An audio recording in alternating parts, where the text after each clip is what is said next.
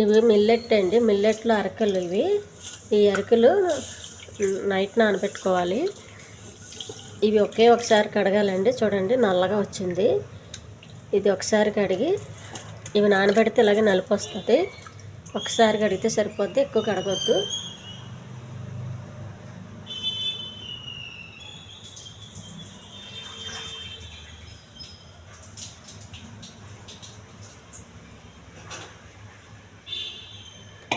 ఒక గిన్నె తీసుకొని గిన్నెలో వేసుకొని ఇవి చాలా తొందరగా ఉడికిపోతాయండి. నైట్ నానబెడతాం కాబట్టి. పగలు నానబెడితే అసలు నైట్ వండుకోవాలంటే పగలు నానబెట్టాలండి.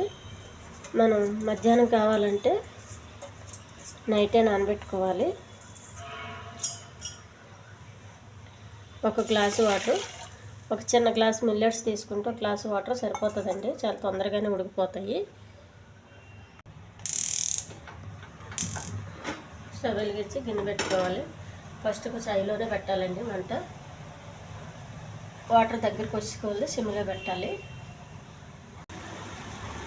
రైస్ ఉడికిపోతుందండి. చాలా తొందరగా ఉడుకుతుంది.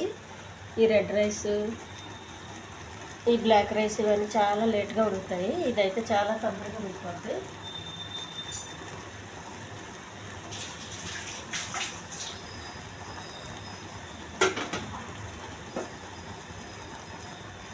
వాటర్ పూర్తిగా ఎగిరిపోవాలండి.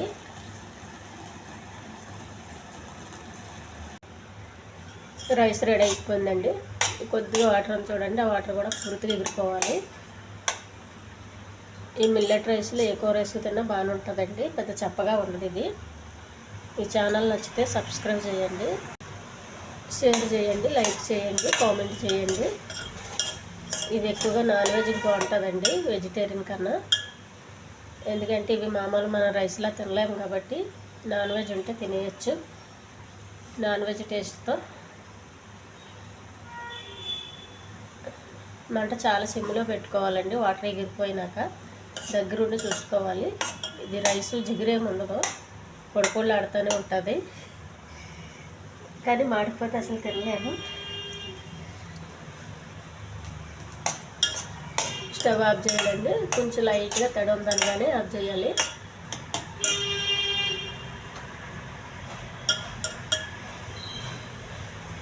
మిల్లెట్ కడాయిపోయింది.